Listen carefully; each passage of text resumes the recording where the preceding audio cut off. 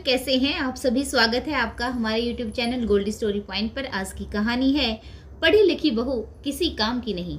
जो भी चैनल पर नए आए हैं चैनल को लाइक शेयर और सब्सक्राइब करना न भूलें। घंटी का बटन दबाकर ऑल का आइकन जरूर प्रेस करें ताकि हमारी कहानियों की आने वाली नोटिफिकेशन आप तक पहुंचती रहे। तो चलिए शुरू करते हैं आज की कहानी।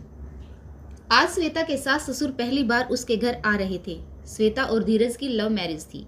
धीरज ने अपनी मां की नाराजगी के चलते श्वेता से प्रेम विवाह किया था, जिसके बाद धीरज की मां बहू का चेहरा भी नहीं देखना चाहती थी। उनकी शादी को 2 साल होने को आए। धीरे धीरे नाराजगी कम होने लगी तो बड़ी मुश्किल से आज सास ससुर ने श्वेता से मिलने की हामी भर दी। श्वेता बहुत उत्साहित थी। सुबह से ही मेड के साथ घर की साफ सफाई और सजावट में लगी थी। वह उनके स्वागत में कोई कसर नहीं छोड़ना चाहती थी। नियत समय पर धीरज अपने माता पिता को स्टेशन पर लेने पहुंच गया। घर पहुंचकर सरिता जी को सब कुछ अच्छा व्यवस्थित लग रहा था। तभी श्वेता चाय बनाकर ले आई। नाश्ते में सैंडविच देखकर सरिता जी बोली, अरे यह क्या नए जमाने का, हम यह सब नहीं खाते, इससे तबीयत खराब हो जाएगी। धीरज ने कहा, नहीं माँ, यह ब्राउन ब्रेड से बना है, अगर अंदर सब्जियां भी हैं, इससे किसी की तबीयत खराब नहीं होती। मनोहर जी ने तो आराम से सैंडविच खा ली, परंतु सरिता जी ने बेटे को घूर कर देखा और चाय खत्म करके आराम करने के लिए अपने कमरे में चली गई। थोड़ी देर बाद फ्रेश होकर पूरे घर का मुआयना करने लगी। मेड छोटे मोटे काम कर रही थी।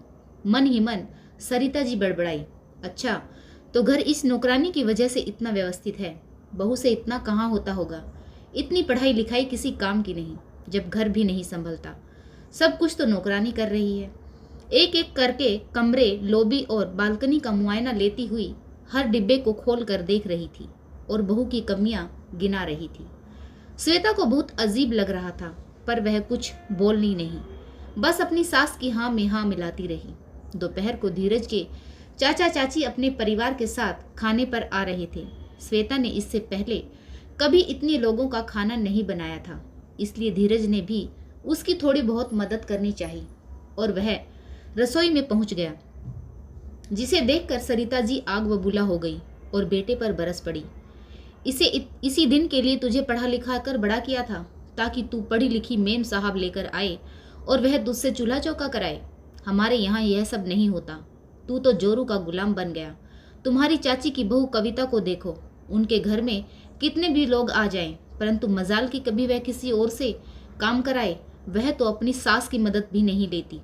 तुम्हारी पढ़ी लिखी पत्नी ने हमारी इज्जत मिट्टी में मिला दी और तू भी दुम हिलाता हुआ इसके पीछे पीछे घूमता रहता है। सरिता जी ने जी भर कर सुनाया। श्वेता की आंखें भर आई। श्वेता जानती थी कि उसकी सास उसे कभी स्वीकार नहीं करेगी, परंतु अपनी कड़वाहट को इस तरह से जाहिर करेगी उसने कभी सोचा नहीं था। धीरज ने बात संभालते हुए श्वेता को समझाया कि माँ पुराने विचारों की है, परंतु दिल की बुरी नहीं है। अपने इकलौते बेटे की लव मैरिज को स्वीकार करने में उन्हें अभी समय लगेगा। आखिर वह एक माँ है। हमारी लव मैरिज से उनके सपने पर पानी फिर गया। हमें इस चीज़ को स्वीकारना होगा और माँ को थोड़ा वक्त देना होगा। थोड़ी देर बाद चाचा चाची अपने बेटे महेश, बहू कविता और पोता पोती सहित धीरज के घर पहुंच चुके थे। सरिता जी ने श्वेता को आवाज़ लगाई, श्वेता जल्दी से सलाद काट दे, पापड़ भी सेक लेना और सब कुछ तैयार है ना। यह कहते हुए वह रसोई में जाने लगी और मन ही मन बड़बड़ा रही थी, पता नहीं पढ़ी लिखी गवार कहीं मेरी इज्जत मिट्टी में ना मिला दे। श्वेता यह सब सुन चुकी थी, परंतु फिर भी उसने सास की बातों को नज़रअंदाज करते हुए कहा, माँ सब तैयार है, मिक्स वेज, दाल, पुलाव, रायता, आप लोग खाना शुरू करिए, मैं रोटियां सेक देती हूँ। सरिता जी खाने का मुआयना करते हुए बोली, कम से कम 2 सब्जियां तो बनाई होती, मीठे में क्या है। श्वेता हड़बड़ा गई, मीठे में तो कुछ है ही नहीं। मम्मी जी धीरज कल शाम को ही आइसक्रीम लेकर आए थे, कह रहे थे बच्चों को बहुत पसंद है, मैं अभी कटोरियों में सर्व कर देती हूँ। सरिता जी ने फिर से मुंह चिढ़ा लिया और बोली, यह सब तो ठीक है, परंतु तुम्हें अपने हाथ से भी तो कुछ मीठा बनाना चाहिए था। इतनी पढ़ाई लिखाई किसी काम की नहीं, जो इतना भी नहीं पता कि चाचा चाची घर पर पहली बार आ रहे हैं, तो तुम्हें खाने में मीठे की शुरुआत करनी चाहिए थी। धीरज सब सुन रहा था, परंतु वह चुप रहा। सभी खाने पर बैठे तो श्वेता सबके लिए गरम गरम रोटियां सेक कर ला रही थी। तभी चाची ने कहा, दीदी, बहू ने खाना तो बहुत स्वादिष्ट बनाया है, परंतु दाल में जरा नमक कम है। सरिता जी अपनी देवरानी को नमक देते हुए बोली, अब क्या बताऊं छोटी, यह शहर की बहुएं पढ़ लिख कर मॉडर्न जरूर बन जाती हैं, परंतु घर कैसे चलाना है इन्हें कुछ नहीं पता। कपड़े धोने के लिए वॉशिंग मशीन है, झाड़ू पोछा बर्तन के लिए नौकरानी है, रसोई भी ढंग से नहीं संभाली जाती। इतनी पढ़ाई लिखाई किसी काम की नहीं। चाची ने भी अपनी जेठानी की हाँ में हाँ मिला दी। यह बात तो सही है दीदी, आपकी बहू ने बस एक सब्जी बनाकर रख दी। मेरी बहू कविता बनाती तो ऐसा कभी नहीं होता। मैं तो बहुत खुशकिस्मत हूँ जो कविता जैसी बहू मिली है। मुझे कभी उसे कुछ बताना नहीं पड़ता। 50 लोगों का खाना भी अकेले ही बना लेती है। मुझे किसी बात की चिंता नहीं करनी पड़ती। कविता भी वहीं पर सास और ताई सास की बातें सुन रही थी। श्वेता ने जल्दी जल्दी में मीठे के नाम पर हलवा बना दिया। इस कार्रवाई में उसका हाथ भी जल गया, परंतु उसे इसकी परवाह नहीं थी। वह सब कुछ परफेक्ट करना चाहती थी, परंतु सरिता जी थी कि किसी न किसी बात को लेकर मीन मेक निकाले ही जा रही थी। काम करते करते श्वेता की आंखें डबडबा गई। वह तो रिश्ते संभालने चली थी। सोचा था सास ससुर और रिश्तेदारों से मेल मिलाप बढ़ेगा तो मनमुटाव भी कम हो जाएंगे, परंतु यहाँ तो सरिता जी हर बात में श्वेता को नीचा दिखाने की कोशिश कर रही थी। अपनी माँ की इतनी जली कटी बातें सुनकर धीरज से रहा नहीं गया और वह बोला, माँ, श्वेता पढ़ी लिखी है और घर के काम में भी उतनी ही दिल से संभालती है। आप नहीं जानती, जब हमारी शादी हुई थी तो श्वेता को घर का काम करना भी नहीं आता था। वह बैंक में अफसर है, परंतु फिर भी रिश्तों में कभी अपने ओहदे को आड़े नहीं आने देती। उसने मेरे लिए खाना बनाना सीखा। मैं पिछले साल बहुत ज़्यादा बीमार पड़ गया था। 6 महीने बिस्तर पर रहा। आप लोगों को बताया भी था, परंतु आप लोग तो मुझसे सारे रिश्ते तोड़ चुके थे। उन 6 महीनों में श्वेता ने घर खर्च और हॉस्पिटल के सारे खर्च स्वयं ही उठाए, अकेले ही गृहस्थी संभाली और मुझे भी संभाला।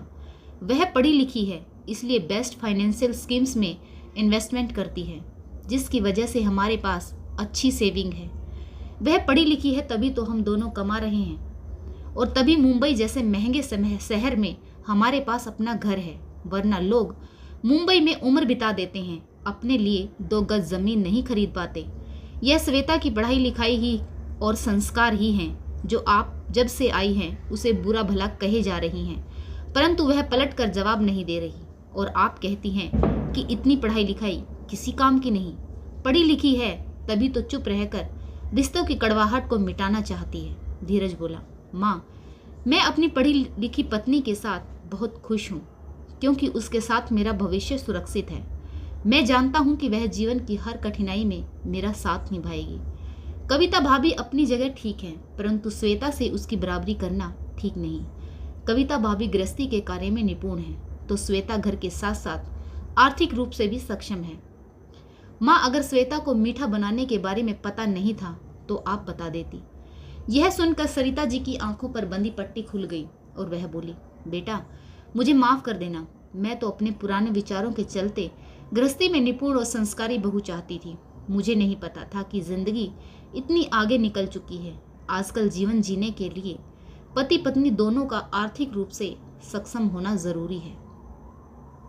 तभी स्टडीज रूम से बाहर आता हुआ महेश भैया का बेटा मुकुल बोला, अरे मम्मी, देखो, जिस साइंस प्रोजेक्ट के लिए मैं पिछले 1 सप्ताह से लगा हुआ था, चाची ने आधे घंटे में ही बनाकर तैयार कर दिया। अब तो मुझे अपने किसी भी प्रोजेक्ट में कोई दिक्कत होगी तो मैं चाची से ही अपनी प्रॉब्लम सॉल्व करवा लिया करूँगा। यह सुनकर सरिता जी ने जब यह सुना तो उनका सिर गर्व से ऊंचा हो गया।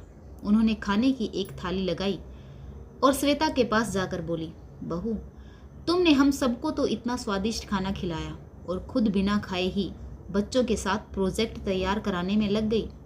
चलो पहले खाना खा लो, फिर मैं सबके लिए चाय बनाऊंगी, साथ बैठकर पिएंगे। श्वेता डबडबाई आंखों से बोली, मम्मी जी, चाय मैं बना दूंगी। सरिता जी बोली, नहीं बेटा, तुमने खाना बना दिया, चाय मैं बना दूंगी और आज से मैं और तुम्हारे बाबूजी तुम्हारे साथ ही रहेंगे। तुम और धीरज गृहस्थी के साथ साथ ऑफिस संभालना, और हम दोनों पति पत्नी से इस बुढ़ापे में जितना हो सकेगा तुम्हारी मदद कर दिया करेंगे। यह कहते हुए सरिता जी और श्वेता एक दूसरे के गले से लग गई और हंसने लगी। आशा करती हूँ आपको यह कहानी ज़रूर पसंद आई होगी। कहानी पढ़ने के लिए आप सभी का एक बार फिर से बहुत बहुत धन्यवाद। सास बहू की यह जुगलबंदी आपको कैसी लगी, अपनी प्रतिक्रिया कमेंट बॉक्स में लिखकर ज़रूर दें। जय हिंद, वंदे मातरम, भारत माता की जय। जय जवान जय किसान।